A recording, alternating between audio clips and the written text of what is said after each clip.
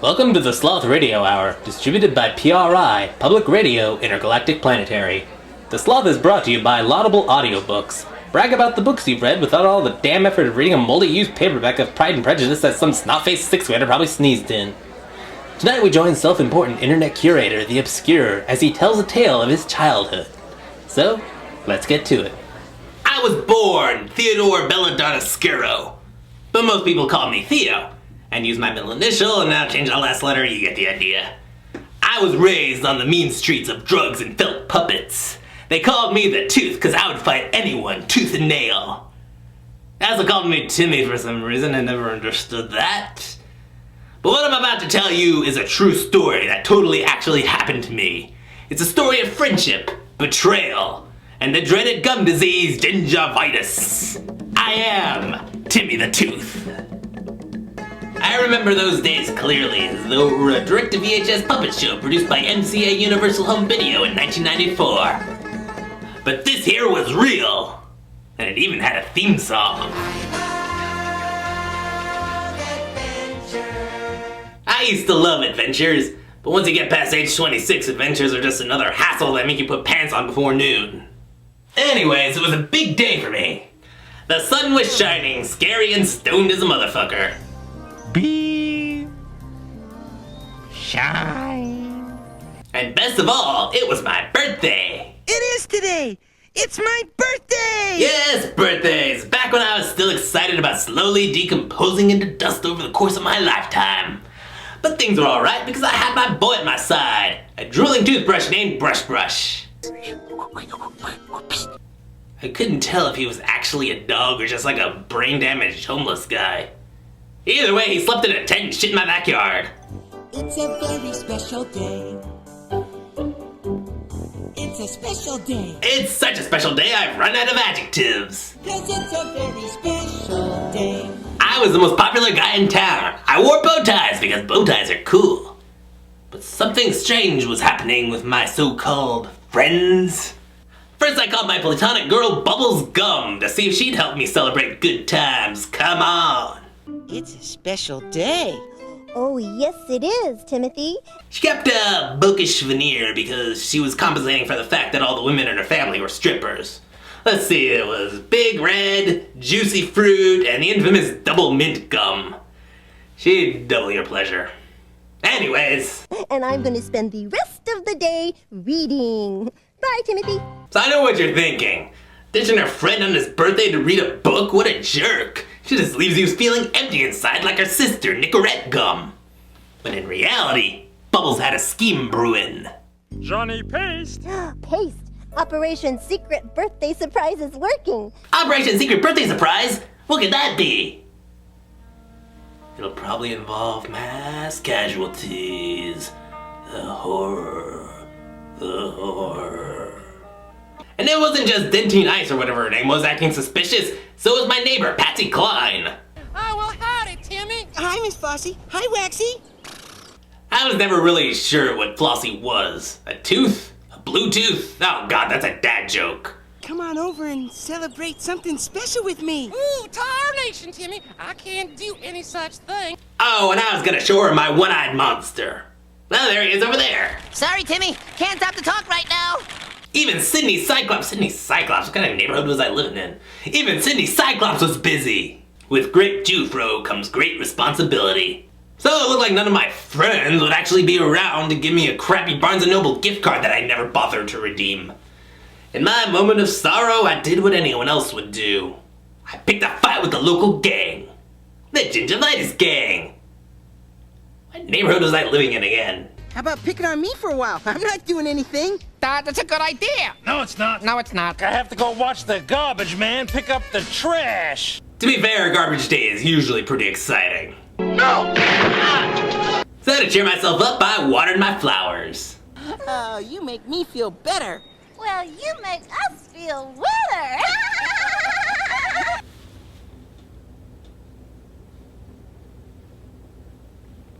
My flowers and I had a thing going on. Then I ripped the face off my mailbox and saw that I got an invitation from Mr. Wisdom, the old man who lived alone on a mountain. Kinda like a Tibetan monk, or a Obi-Wan Kenobi, or a crazy old man that lives alone on a mountain. Hello, Timmy. Oh, hi, Mr. Squirrel. It's a special day. Or was I the crazy one? Oh, it's a special day.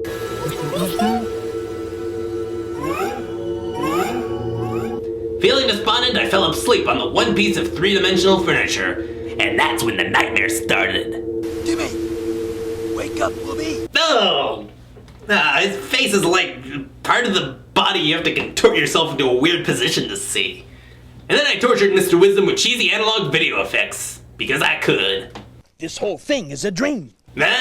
Nightmare. Flossmoor Valley sure would be a topsy-turvy, upside-down kind of place without Timmy the Tooth around.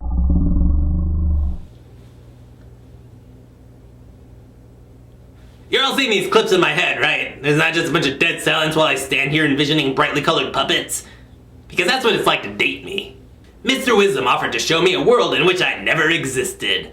The real surprise is that this is a Christmas special. Surprise! Cavity Jane here would never have met her sentient stick horse if I hadn't introduced them. And let me tell you, it's a hell of a party when you hook someone up with a hobby horse and they're still together years later.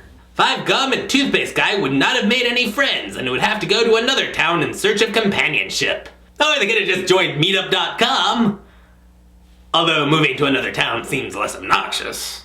And what about the one-eyed monster? Without my good example, he would have become the head of the gingivitis gang? Go ahead. Make my bed. Hey, his life isn't so bad. It's better than being an unmarried librarian. Now, if Christmas specials have shown us anything, it's that being 30 and single is a fate worse than death. But what about Brush, my trusty loyal thing of questionable sentience that lives with me? Oh boy, you might not like what you're gonna see. I don't like what I see right now. Are those your eyelids, or do you have like colorless, featureless eyes? Well, without me around, my life would have been taken over by my archenemy, the Cavity Goon.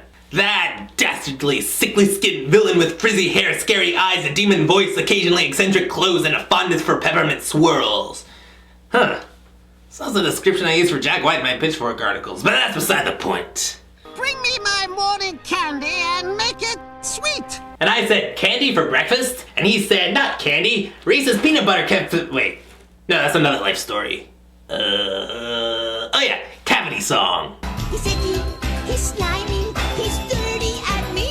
That's right. The baddest. Shut your mouth. Well, when I want junk food, I just have to snap. Bring it right here to put all in my lap. Well, still not as bad as the time you ruined Deegan and Sarah's walking with a ghost. Wait, that was Jack White. And I never, ever take a nap.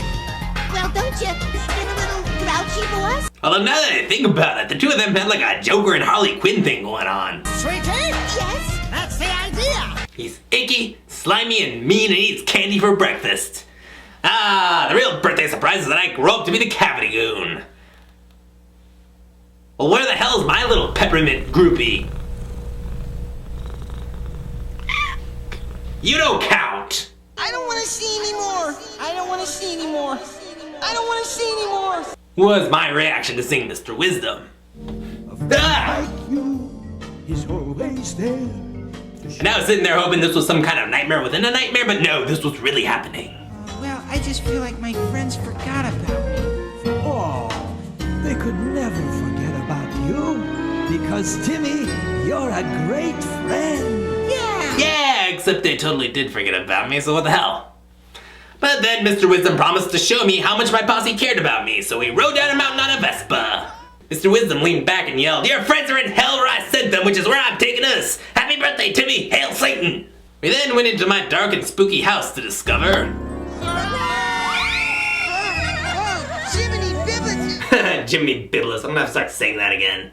We were just getting ready for Operation Secret Birthday Surprise. That's right. Oh, it's a surprise party! And the surprise is that I get to go through most of the day feeling like goddamn shit! Gosh, this is a special day. And it was a special day. A good day. Drunk as hell, but no throwing up. Halfway home and my pager's still blowing up. Today I didn't even have to use my AK, I gotta say. It was a good day. Oh my god, none of this shit actually happened. I just remembered it was all a video I watched. Timmy the Tooth, Operation Secret Birthday Surprise, that's the one. That was a good video for young kids, nothing special, but decent enough. So, as for this being a non-fiction radio show, I guess I should tell a real story. Oh!